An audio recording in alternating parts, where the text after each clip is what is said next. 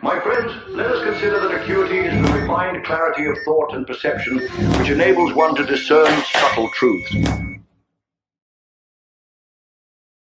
Hi, everyone. Welcome back to another episode of the Acuity podcast with Dr. Lavranos, that's me, and Amy Hamm, my communications manager and a very dear friend. We have another great episode on politics and culture today.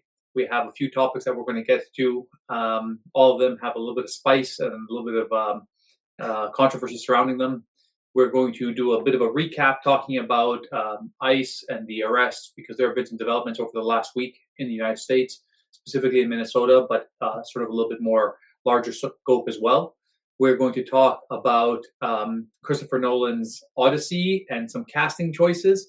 That is particularly near and dear to my heart. I have a tremendous reverence for classic literature, especially from ancient Greece, the Hesiod, Works and Days, the Iliad, the Odyssey, and Christopher Nolan, of course, is a fantastic director, but he's made some pretty odd choices recently, and it's reflected in culture more broadly that Amy will help us sort of address.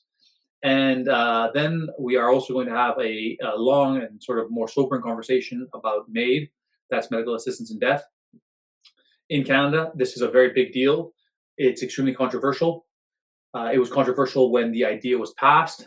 The slippery slope of where we are now compared to where we were then is obvious to anybody who is attending to it. And both Amy and I have a tremendous amount of clinical experience in healthcare.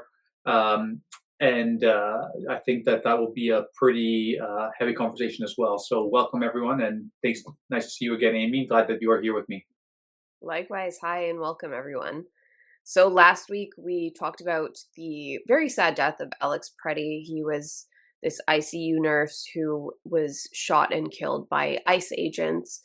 And, you know, sort of in the aftermath of this, there's a bit of irony in the fact that we've discovered that the persons who were responsible for his death were both Latino people. One was named Jesus, the other Raimundo. So that's sort of, and also we talked last week about the dehumanization of Alex Preddy in terms of, you know, there are a lot of things that happened in his death that people can joke about. Elizabeth Warren talking about how peaceful and calm he was. And then there's this, you juxtapose that with a video of him kicking out an ICE taillight and spitting in their faces. And it's sort of the same thing with the fact that now the right has discovered, oh, you know, he was actually killed by persons of color, as they say. Or BIPOC people, as they say.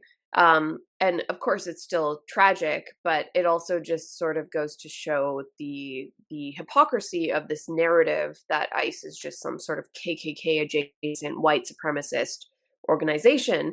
And the latest thing that has gone viral is a video of it's a black man. He's an ICE agent, and he's approached by a group of lefty protesters. One of them is clearly a trans-identified male, or a trans woman, as some people refer to them. And so this guy, let me just put up a picture of him. He says to this trans-identified male, who there's this whole gaggle of woke lefties harassing him while he's doing his job. And he just says, "Are you a man?" And these people start freaking out. And one of the persons in the background who's associated with this trans woman starts repeatedly referring to this black police agent as a house N-word. I think he says it like 4 times in the video, which we're not playing because we don't want to get banned from all of the platforms shortly after we started our podcast. But it really sort of reveals the very thin veneer of progressivism and virtue that is on top of lefty politics, which are quite often very racist. I think you're totally right. You know, we talked last week about the fact that ICE agents are hiding their identities with the masks, hiding their names on their uniforms, all to prevent doxing, harassment, and so on. And even in the absence of anything along those lines, they are getting harassed brutally, tremendous vitriol from the crowd that are allegedly the virtuous ones who are just trying to exercise their civil rights and so on. I don't have any problem, like we talked about last time, the exercise of civil rights, whether it was the concealed carry of a firearm or whether it was protesting, whether it was recording, but to proclaim and to suggest that that is the nature that the ICE officers are trying to defend against is totally false. What they are experiencing day to day on the streets is absolutely horrendous. And you have every right to call your senator, your congressman, state senators, state politicians, counselors to complain about policies, no problem. And I want to talk about that again in a minute because there's been some controversy over the House stopping session so they can discuss ICE and their policies. That is where the fight should be. But what we have seen repeatedly when it comes to street level antics, the protesters are, whether they're cordoning off streets, blockading things, stealing weapons, harassing, attacking, and the poor law enforcement officers are literally just executing what they have been told to do. You have an issue with the law, you should take up with it. You have an issue with the policies, absolutely, you should be campaigning against it. And I even think to myself, Amy, both you and I were quite vocal during the COVID era. We were very staunch supporters of sort of an anti-COVID movement, protestation, and all that sort of thing.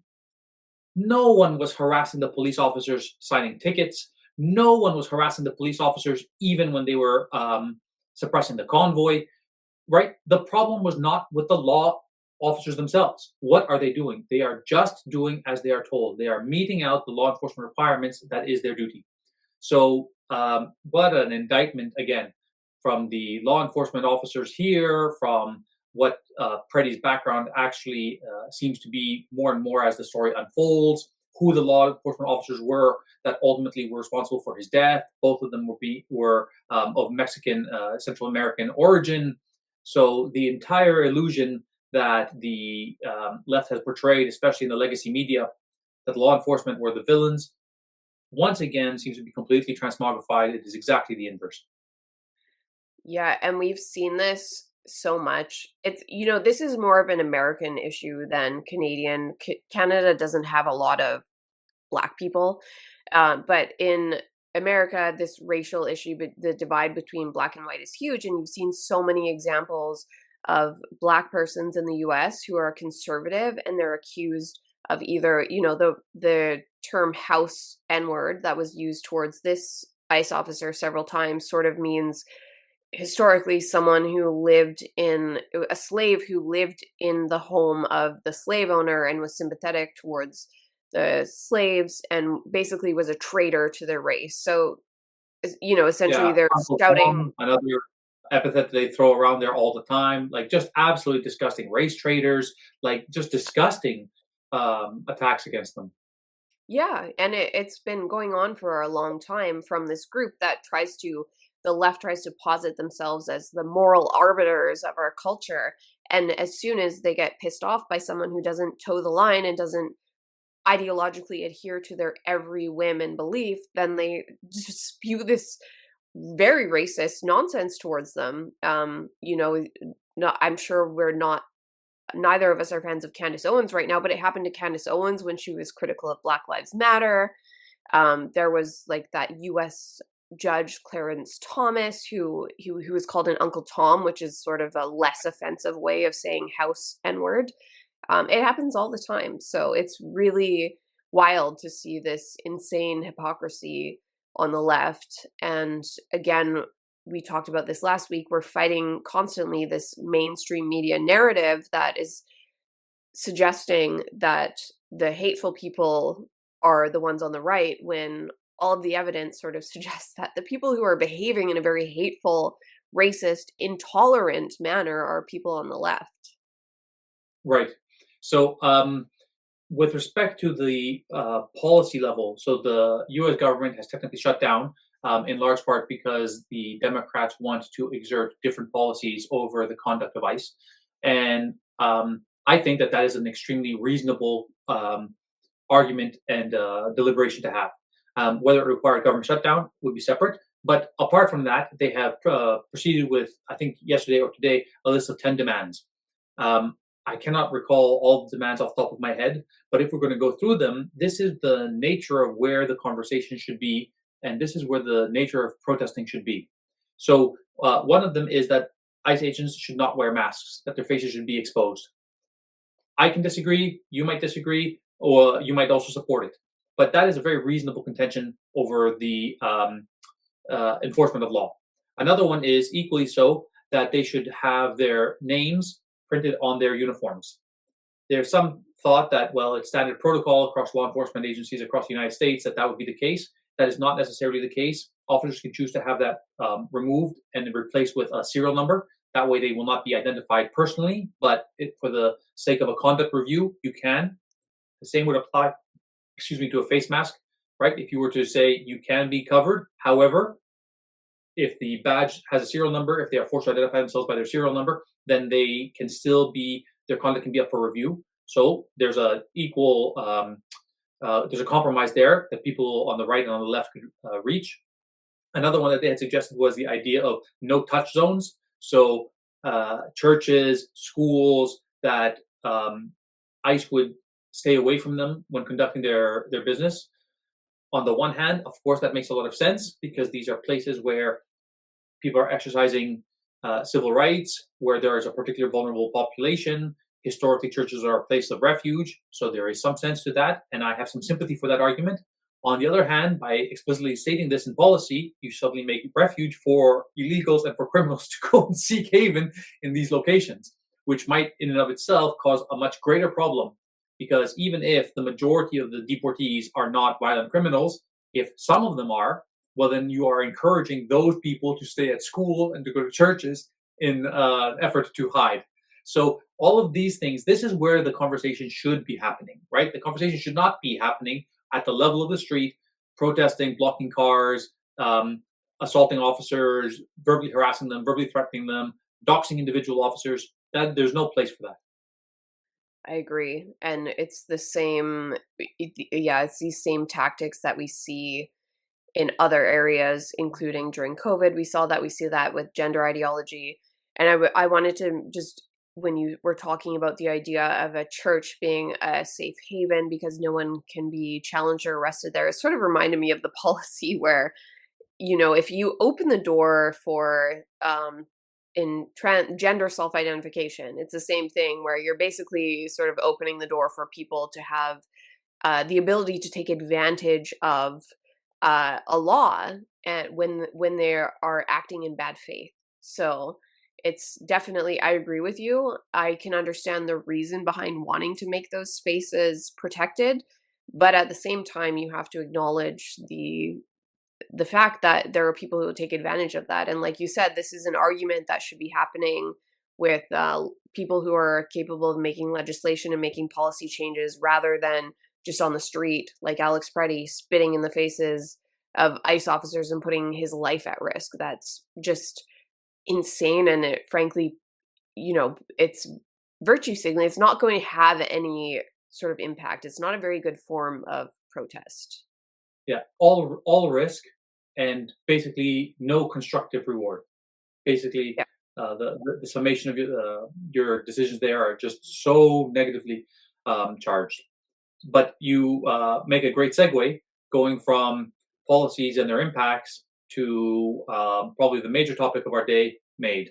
So you start because I have a lot to say. I feel very, very passionate and one-sided on this. Likewise. So I had a column in the National Post this week about, the headline, "How long before Canada has a suicide helpline to help you commit suicide?" And so this was written, like you, because I worked in healthcare for almost 14 years now as a registered nurse. It's something that I've thought about a lot. And what's happening in Canada has one of the most sort of permissible systems of allowing for euthanasia. And what happened recently was that a 26-year-old male with diabetes was allowed to have MAID, and his family learned just a few days before he passed away. He had been doctor shopping around the country, trying to find someone who would approve him for MAID. his family felt as though he had been coached at some point into complaining of symptoms um, of nerve pain, and he had some vision loss because of his diabetes. But they felt that he had all of these other factors: mental illness. He had a drug use that had led to some criminal issues for him, and they thought he was entirely not appropriate for MAID. And then he, after doctor shopping, found this BC doctor, and after one Zoom meeting, sorry, no, that's another case. It was another case with one Zoom meeting, but he met with this doctor, I don't know how many times, and she approved him for MAID. And last December, this 26-year-old with diabetes was killed by the state. And the question for me is, we're already seeing a slippery slope. This was a horrible case, in my opinion, that this young man shouldn't have been killed, and it was so traumatizing for his family. But it's going to get even worse, because starting in March of next year, Canada is supposed to be going ahead with allowing for the euthanasia of persons whose sole diagnosis is mental illness. Yeah. So let's steelman the case, right? There are people who have terminal diseases, and those terminal diseases have uncertain and prolonged courses. So ALS would be a great example. A lot of malignancies, metastatic malignancies, is another great example. And so the time of your inevitable demise can be quite a long time. And so in order to provide such people with a dignified passing, MAID would be an option. So steelmanning that position, that is a very sympathetic case. It makes a lot of sense. These are cases that have obvious objective findings, whether it is blood work, whether it is diagnostic imaging. You can see very clearly a patient's decline. You have a great deal of certainty and confidence about what is their trajectory. Miracles happen, cures are found, medications are revolutionized, but on a whole, the prognosis and the trajectory is you have a great degree of confidence in them. And so offering somebody the dignity of their passing before they are suffering in and out of hospitals, recurrent infections, they're bedbound, their mobility has suffered, they can no longer manage their ADLs, their toileting, their washing. If they choose to go out early, then that would be the strongest case for which MAID would be allowed. As you say, we have gone from that to the idea that many minors actually have the capacity to make that decision, regardless of what their parents think, and that now we can have something as nebulous, as uncertain as mental health conditions that are not on the face of them terminal. And the number of patients that this was in theory going to be applicable to 3 years ago, 5 years ago, or even theoretically 10 years ago, compared to the number of cases that we see that being offered and successfully completed on today, we are talking about two completely different worlds. These are not in the same galaxy. The number of patients in Canada who are undergoing MAID is spectacular. It is absolutely staggering. I heard that it was like in the thousands per year. It is from 2024, fifth leading cause of death in the country. I mean, that is an absolutely mind-blowing statistic. So the first comment, of course, is with respect to the slippery slope of who is included, who is not included, and all those kinds of features. The second thing to me, I would say, is really it's really a moral one. And it's not at the individual level, as we just said. An individual can make an ethical decision about the dignity of their passing. But the question has to be the virtue of a society. How we treat our most vulnerable says a tremendous about us as a society. Do we want to offer the final solution to many, many thousands of patients so that they are less of a burden on the family, less of a burden on a healthcare system, so that we stunt the ability to empathize, to treat people who are passing in what we might think of an undignified manner, but we get the blessing and the privilege of treating them in the most dignified ways during that time, right? I've seen many, many times that palliative care wards, very often they will have patients of a particular background or demographic. They'll be basically like white Anglo-Saxon Protestants, or colloquially WASPs. And then if you find patients of immigrants from European, the Middle East, India, First Nations, Black Canadians, they tend to hold on to their loved ones way, way longer than other Western cultures. And there is something tremendously commendable about that. Tremendously commendable. It is a divine thing to look after someone. My grandmother, God rest her soul, she passed away of Alzheimer's, and she was in a horrendous state. And my father he moved mountains to keep her at home, alive, as comfortable as possible, as long as possible. Way beyond the point that I thought was reasonable. But that is a profoundly inspiring example of the way that we can treat our sick, our frail. We have the capacity to rise heroically to the occasion of treating the suffering of people around us. And instead, we have, as a society, decided to, like Pontius Pilate, wash our hands of these kinds of situations and say, go ahead and deal with it, state. Go ahead, take this. Let me abdicate the responsibility to our fellow community members, to our loved ones. Why don't you just kill them? What an indictment of where we are spiritually and ethically. Yeah, and so the argument you're talking about right now is, in terms of the philosophical arguments against euthanasia, would be respecting the sanctity of life. And our current MAID legislation certainly doesn't recognize that there are groups of people out there. You talked about ethnic groups that do respect the sanctity of life in a way that, whether it's ethnic or religious, that other groups don't. And so the legislation is just more, again, along the lines of this progressive, I compared it to healthcare workers see it as, oh, it's like the next harm reduction. It's a good thing to do.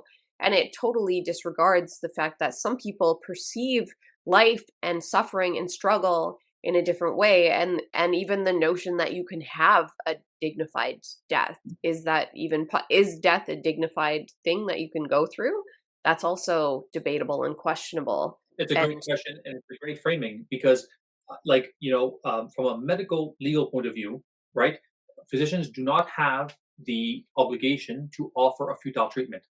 So resuscitation comes in, someone is old and frail, and a loved one says, why don't you do X? Why don't you do Y? Why don't we do more? Why don't we do more?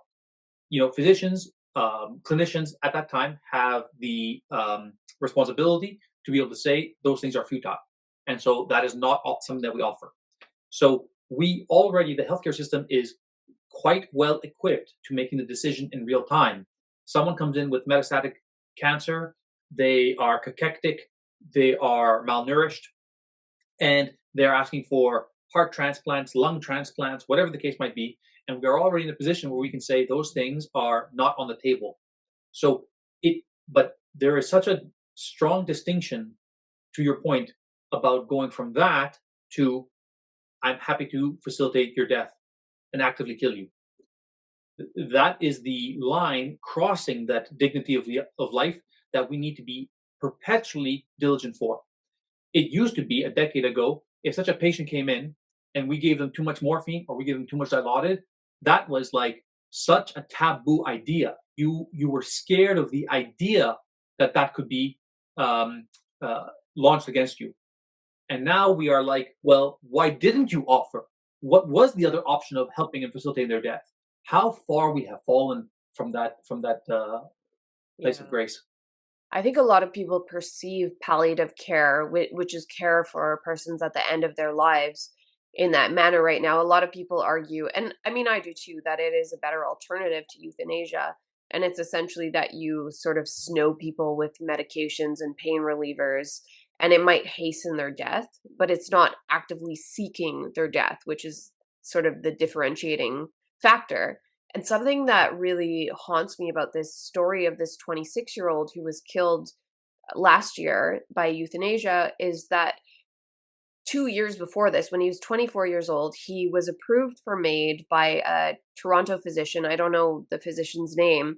And his mother managed to thwart his death by creating a social media campaign to say, here's the doctor who's going to kill my son. And then the doctor took it back and he's not going to do it anymore. What other area of medicine would a physician determine this is the best compassionate required care for my patient, and then have a social media campaign and say, oh, you know what, I changed my mind? That's not how medicine works. Totally. Yeah. What an indictment of the procedure and process for approving an intervention, right? Like, imagine if someone said, like, oh, everyone out there is saying you shouldn't give this patient aspirin. Everyone is saying it. It's all over Twitter. So, so wouldn't move me an inch. Totally irrelevant. And so Yeah. the idea that someone could backtrack on that secondary to social pressure is alarming. Yeah, I didn't know that. Yeah, and it I think reveals the true nature of this, is that it's, in my opinion, it's not healthcare. It's you're making a moral decision to do something, and it falls outside of the scope of what you're supposed to be doing as a physician or a nurse who's actually taking care of people. And so I worked So smart. in So smart, Amy, because you know what? I bet you, because this happens in a hospital, because clinicians, physicians, pharmacists, nurses are involved, it gives it sterility in our minds in terms of the ethics of it. You take that person and you give them a lethal injection in a state penitentiary, and all of a sudden you have a completely different perspective on it. And both of them are doing the same thing. The consequence is the same. Yeah, exactly. That's a very stark comparison, but I try to figure out what are the differences, because in both cases you've decided that a person requires to be medically killed by another person. So try and delineate that. Twice I worked as a nurse educator in a psychiatry program where the government was planning to roll out MAID for the sole diagnosis of mental health issues. And I wrote about this in the National Post. Part of what was greatly disturbing to me was noticing, like, number one, the job ads that were coming out for people to work in this MAID expansion program were sort of just looking for people that were uncritical cheerleaders of the program, like, oh, new and exciting, apply for this, what a great job.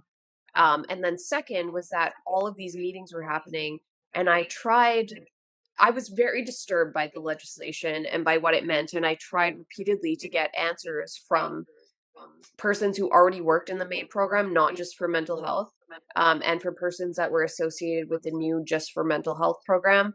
What does this practically mean for patients on a psychiatry ward?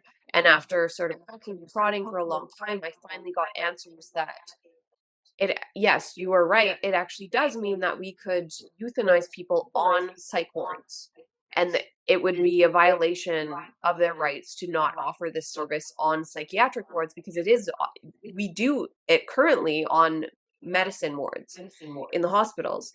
So then, of course, my mind is whirling, like, what are the ramifications of, imagine euthanizing depressed patients on a psych ward? That is so insane and terrifying for anyone else who shows up on a psychiatry ward, whether they're depressed and suicidal, and have any inkling of hope for their recovery.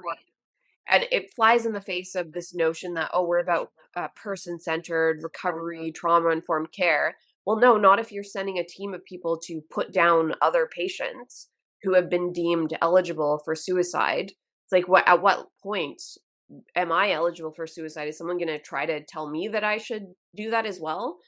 And then what do you do? Imagine being a psychotic patient too, and you see a co-patient zipped up in a body bag and wheeled off of your unit. How can somebody like that consent? What is the level of insight required into your disease? What is the level of understanding prognostically of your outcomes that would allow somebody to consent to the termination of all experience forever? I mean, how can you, a 17-year-old who has failed 2 SSRIs, a novel antipsychotic like aripiprazole and Wellbutrin, suddenly thinks to themselves, I have no hope for my depression going forward. I had an inpatient psychiatric stay because of some self-harm and some suicidality. Kill me, please. I mean, is that not immediately in your gut, in your soul, something that offends you? Just the Yep, just the very notion of that should offend you. it should. And then there are the lingering questions. What if this person had what if you could give them $1 million? What if you could give them a home to live in? What if you could give them a meaningful job and purpose in their life? Would they still feel that way? And that's not something that we could do. But the quick fix is to say, well, they're hopeless and we're not going to be hopeful in the future. So let's just kill them. I want to tell you a story, Amy, about a patient I had seen. It was a long time ago now. She was an elderly lady. She was quite frail. She had lost her husband several years before. And when I saw her, she was overall quite well. She came in for something rather minor, upper respiratory tract infection, sprained ankle. It was something that totally benign. I don't even remember what the nature of the visit was. Her neighbor brought her in. Her neighbor was a absolutely lovely woman. She was probably in her late 30s or early 40s. And when I was talking to the patient, 80 something year old lady, she said to me, "I'm just so ready to die." And I said to her, I said, I understand. I understand that you are lonely. I understand that you feel alone, but you do not know the ripples that your decisions have now in going forward. Think about what it means, the value that it means to your neighbor to be able to be there for you, to bring you to the hospital for your care, to take time out of her life to do that. Think about the impact that it has on your clinicians to be able to help you, to share a kind word, spend some time with you, make you feel better. That provides meaning to us. So you don't know the impacts that this will have. That the mother who brought her in, the neighbor who brought in the patient, that might be modeling behavior for her children. Those children might go on to revolutionize what old care homes are like, what long-term care facilities are like. They might become much more spiritually inclined and lead much more meaningful lives from that point of view. They might develop a much better, closer friendship.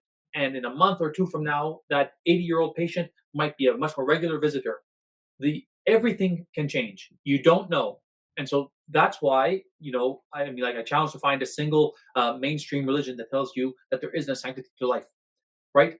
The meaning that we have in our society have to be based on the sanctity of human life. That's the first step. So I cannot rail against this enough. The only other component here that we may not have touched on sufficiently is the impact that this has on conditions and treatments. So if, for example, 2,000 patients per year or 5,000 patients per year, let's do 5 for simplicity's sake. If 5,000 patients per year in Canada are undergoing MAID, and 2,500 of those are for cancers and ischemic heart disease, which are like two of the principal killers of Canadians. What is the role of society investing in the management of those conditions at that stage, right? All of a sudden, the impetus to treat and manage, whether it is the symptom control or if it is for the ultimate prognosis, suddenly the drive to treat those conditions plummets. There is no value because we already have a solution. The healthcare system is unburdened by it. We've moved on. So from a research and development point of view, we stunt our ability to identify and to treat certain conditions because there is no inherent value in it. Where are you going to get grant proposals to treat that? Why would the government fund anything along those lines? Why would a pharmaceutical company or the private industry go into that? So we have so many negative consequences as a society from doing this. And Jordan Peterson has talked about this extensively, and unsurprisingly, he is correct. It is not to suggest that the permission for a patient to die wasn't being done. That decision was being made regularly. I will very often tell substitute decision makers and powers of attorney, you don't have to treat every disease. A patient comes in, they have pneumonia. We used to call pneumonia the old man's friend. If a pneumonia ends up killing an 80-year-old man, a 75-year-old man in his sleep, that is not a terrible way to pass. So the decisions should be made at the smallest, most local level with the people who have the greatest sympathy, the greatest understanding in real time. The idea that you can create policies around the wholesale extermination of populations is terrible thing for our society. It is. We're essentially acting as though we're a pack of wolves. And when you have, a wolf with a broken leg, we're like, well, time to leave them behind. We can't accommodate this anymore, whether it's, financially or just a social burden. It's very disturbing. And it's very disturbing to me how it's framed as being very compassionate. This was one thing that I noticed was there's this group called Dying with Dignity Canada. They're one of the major activist groups that's pushing euthanasia. They get funding from the federal government, and they sort of have a catchphrase, which is everyone can choose a good death. And when I saw that on their website, I'm like, that's horrifying. It sounds like you're going to Subway and picking, oh, I want salami and I want mayonnaise or whatever.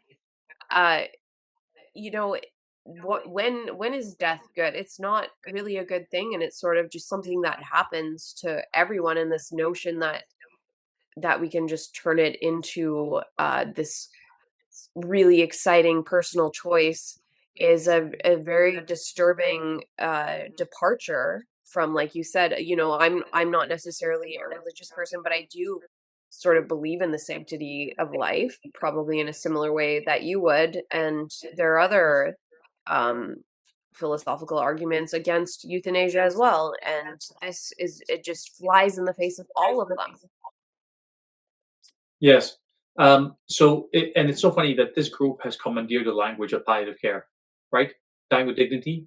That's like literally palliative care's raison d'etre, right? It's about treating your symptoms as much as possible, making you as comfortable as possible, providing you psychological support through that process, providing your family with psychological support, and then, quote unquote, choosing their death.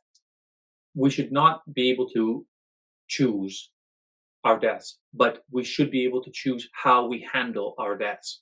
And I saw my grandfather pass away. He was diagnosed with cancer, likely a very treatable cancer, and he opted to forgo any treatments, and he slowly died without telling anyone. And 5-6 years later, after his diagnosis, he passed away in 48 hours. And he was a remarkable example of his stoicism, his resilience, the inevitability that he chose, and he eventually just let go, and total peace, total calm, and I have a tremendous respect for him. So like even modeling death is important for society, right? Yeah. Like that's a very important lesson that people can leave to others who are still here. Anyway, this is just man, what a conversation to have, and this poor 26-year-old, what a Yeah. conversation.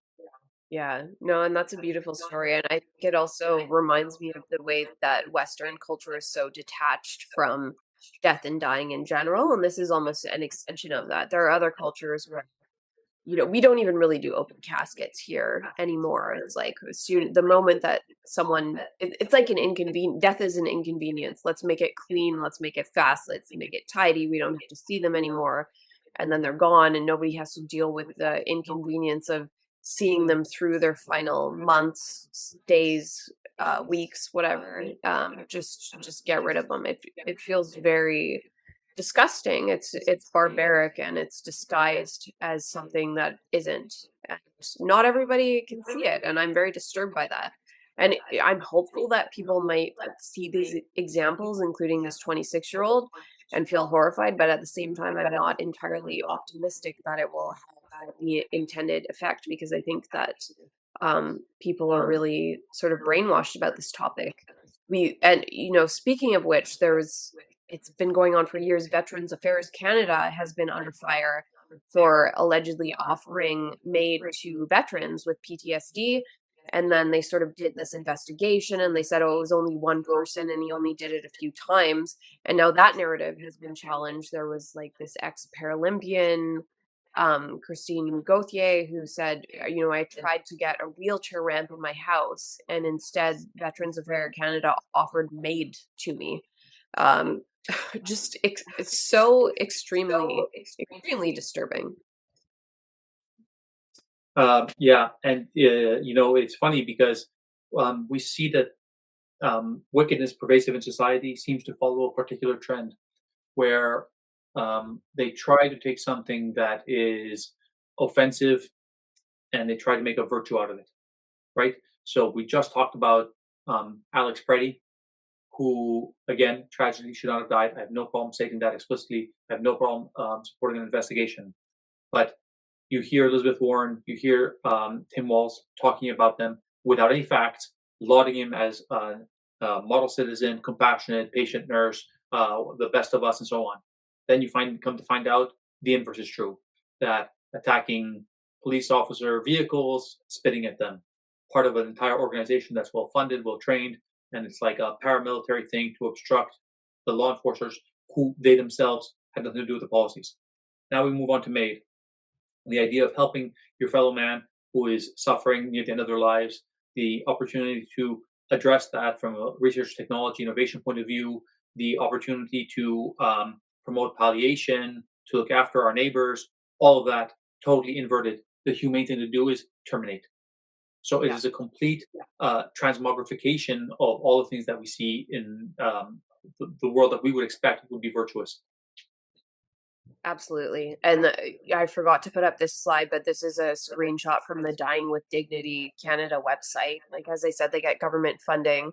And so they have this page, they sort of lament at one section of their website that persons who want suicide don't have access to MAID yet. And then a couple paragraphs later, they give the Canada's National Suicide Hotline, which is 988.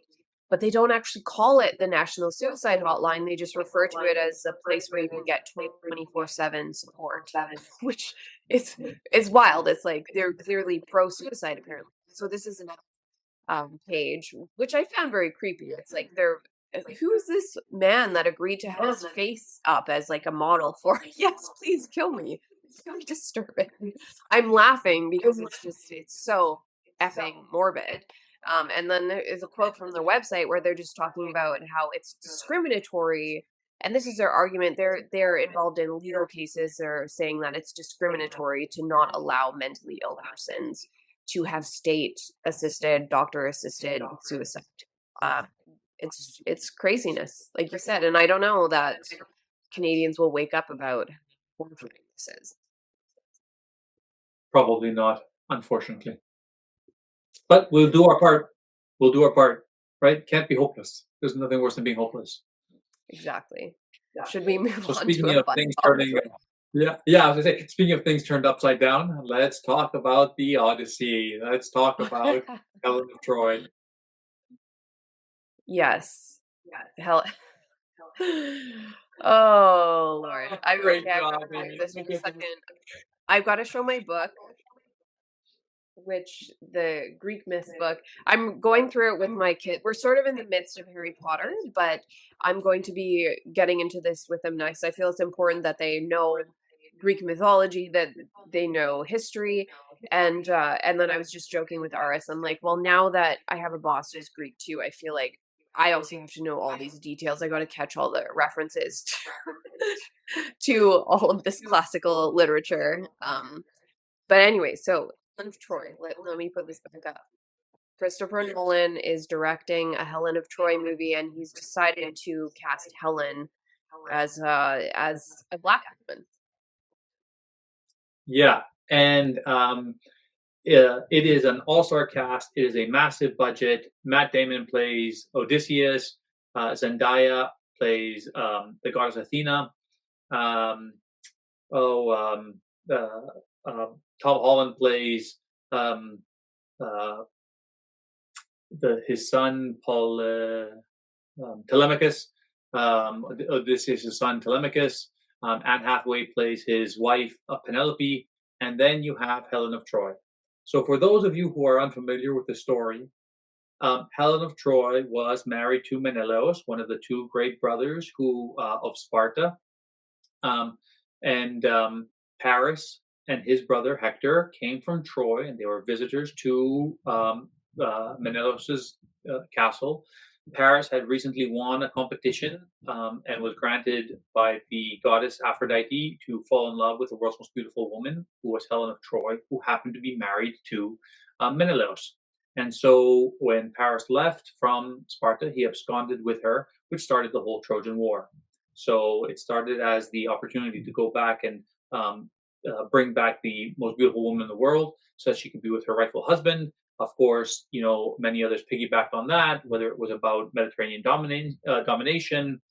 Troy was part of Greece, but it was sitting in what's called Anatolia, which is the most eastern part of ancient Greece. And then all the kings of Greece banded together under Agamemnon's banner to go and bring her back. And Odysseus was one of those kings. Odysseus created the Trojan horse, which was a huge affront and insult to Poseidon. And Troy had worshipped Poseidon. That was their principal deity. And so when he entered the city of Troy, after pretending to appease the god Poseidon and the Trojan people and their religion, that was a huge insult to Poseidon. And therefore, Poseidon decided to spend the next 7 years torturing him at sea, while the goddess Athena protected him and tried to help him get home to his wife. So, of course, Helen of Troy herself does not feature prominently in the Odyssey. She is a principal character to the Trojan War, which starts the Odyssey. But Helen, the name Helen, implies the Hellenic female, right? Helena is the female version of the word Greek. And so she was definitionally of a Greek background. Fair skinned, she's described as fair skinned, fair armed, fair haired, blonde, all those kinds of things. Yes, in ancient Greece, most Greeks were bronze skinned and had dark hair and dark eyes, but they were not all like that. Achilles famously was blonde. Alexander was famously blonde. Some of our greatest heroes were blonde. And so even taking the stretch of changing her slightly, okay, I can understand it. But this is a complete inversion. You could not get further away from the description of Helen of Troy than you can with this lovely, beautiful black actress, Lupita. Yeah. And, there's this notion that I love historical fiction. One of my favorite writers is Kim Stanley Robinson. He reimagines history. Actually, my favorite book is The Years of Rice and Salt, and it's a reimagination of what would happen to the world if the plague had killed most of Europe and if Islam had taken over the world instead. Very cool book. So I love this stuff. This is sort of a genre that a lot of people have done. We talked about, Romeo and Juliet was redone in the 90s with Leonardo DiCaprio and Claire Danes. And it was like taking the old story, but it's happening in New York. And rather than the Capulets and Montagues, it's these two business families in New York. So it makes sense. But when you're looking at this Helen of Troy story that's happening now, it seems purely like all they did was they just went, hey, let's just put a black person in there because virtue signaling. And that seems to be the only reason. There's no reason for it other than I agree. On its face, that seems to be the entire justification is, well, why not? Because the story it takes place at that time. It has the same characters. It has the same story arc. From my understanding, Christopher Nolan is doing his best. The budget is great. There is a legitimate Cyclops. It appears that that's the case. Circe exists in it. She's a wizardress. The gods are already featured. So we know that the story is staying concrete. This is not a reimagining or a retelling. This is the depiction of the story. Now, I'm not one of these people. There was a huge controversy around the armor and the fact that it's like Hollywoodized, and the Trojan War takes place roughly in 1200 BC, and so the Odyssey takes place roughly around the same time, 7 years later. So the armor doesn't look exactly the same. The hair plumes are not the same. It's Bronze Age. So why are they wearing all these kinds of extra materials and so on? I'm not one of these guys who's an absolute purist. You don't have to follow it canonically down to the final grain of sand. But what is the purpose or the value of making such a tremendous difference in arguably one of the most important characters based specifically on her phenotype? She is phenotypically, that is what she's known for. Inverting that is the thing that makes the least amount of sense. She is the face that launched 1,000 ships. Like, that is the epitome, that is the core of her being. I thought it would be funny to ask Grok what are the chances that Helen of Troy could be black. So maybe I'll read a bit of Grok's answer. That's kind of funny. And I just assigned Grok a gender. I'm so terrible. Grok initially replied with a lot of what you just reiterated, is that it's Helen was ancient Greek mythology figure, primarily known from the Iliad and Odyssey, 8th century before the Common Era. She's a Spartan queen and abducted by Paris, sparks the Trojan War. So, as you said, and this is Grok's answer, ancient texts consistent and art consistently depict Helen as embodying idealized Greek beauty standards: fair or pale skin, golden or light hair, striking eyes. Greek vase paintings and sculptures from the classical period onward show her with light skin and hair aligning with Mediterranean norms rather than African ones, and that claims of significant sub-Saharan ancestry in ancient Greeks. Example from controversial HLA gene studies have been refuted or shown to reflect minor non-representative signals, not a core demographic feature. Greece had contacts with Egypt and Ethiopia, example Memnon in the Trojan myths, but these were peripheral. Helen's lineage is purely Greek and or divine, as she was the daughter of Zeus and Leda. Concluding, thus, the chances that Helen could be black are effectively zero. Her story is a Greek cultural construct without any mythological, artistic, or genetic basis for sub-Saharan origins. I love it. Zero. I love it. Like, it doesn't even try to mitigate like very low likelihood or, likelihood less than 1%. It's like, well, the chances are basically zero. Yeah, it doesn't make any sense, especially because if you consider, let's pretend for a moment that black people featured in ancient Greece with any regularity, which they did. But let's just pretend that they did. That is something of such note that a king of Sparta, Menelaus, would be married to a black woman. That is of such note, it would be described in every place of record. That is such a noteworthy occurrence. Forget about the fact that we have descriptions of her in the Iliad that don't match that.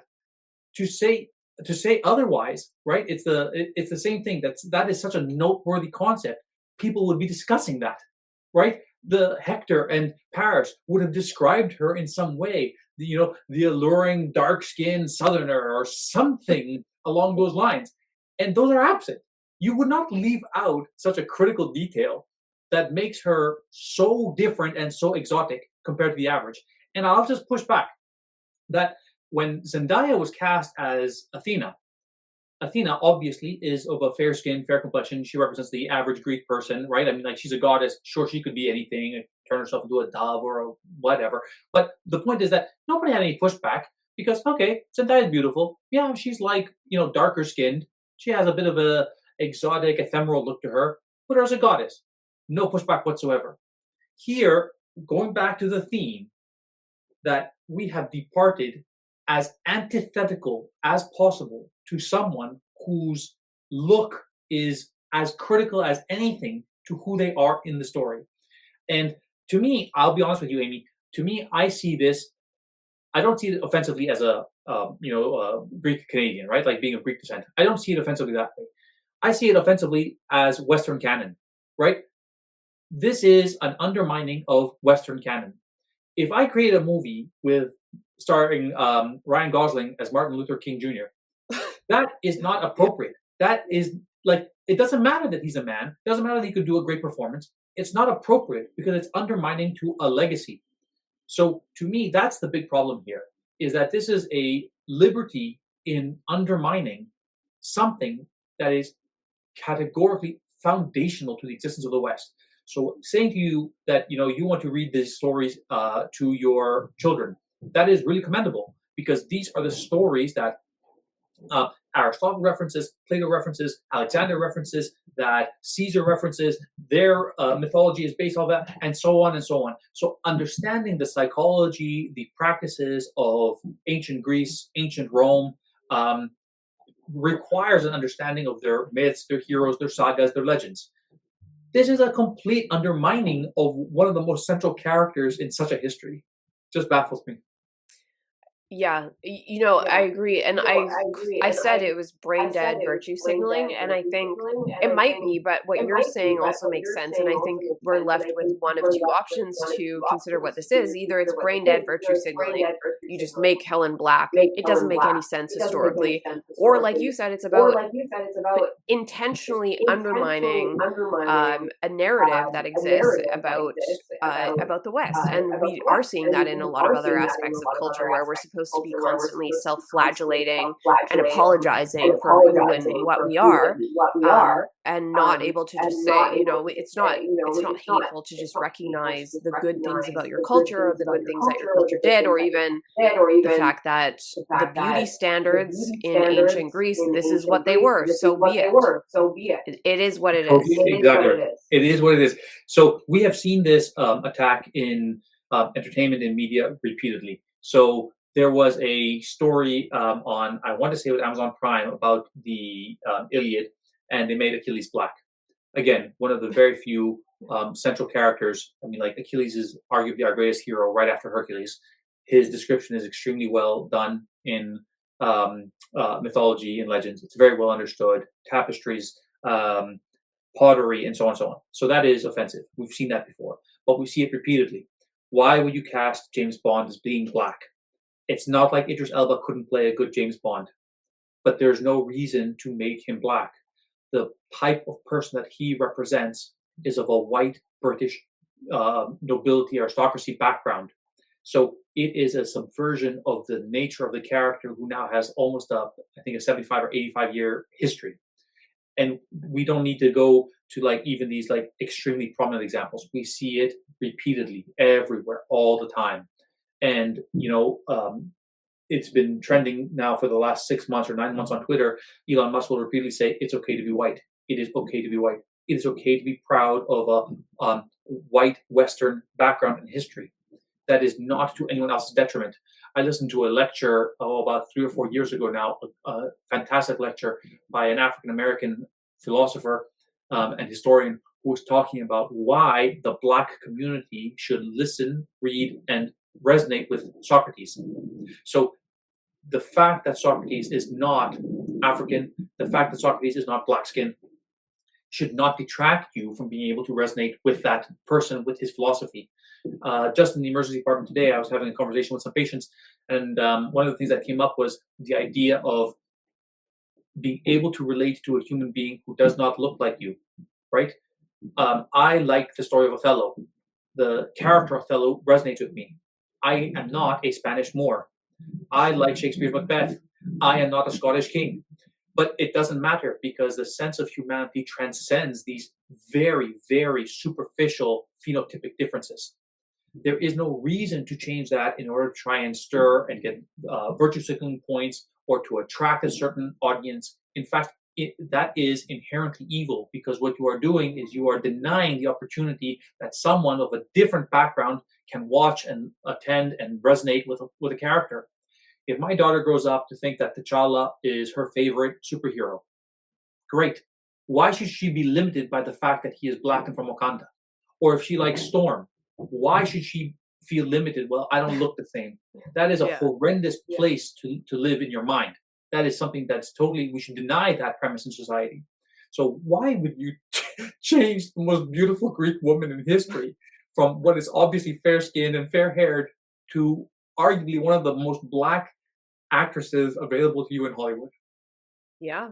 It's silly, and I was laughing because I just remembered, I think my first crush was Aladdin from the movie Aladdin that I watched like hundreds of times starting in grade 1, and then also this notion of switching things.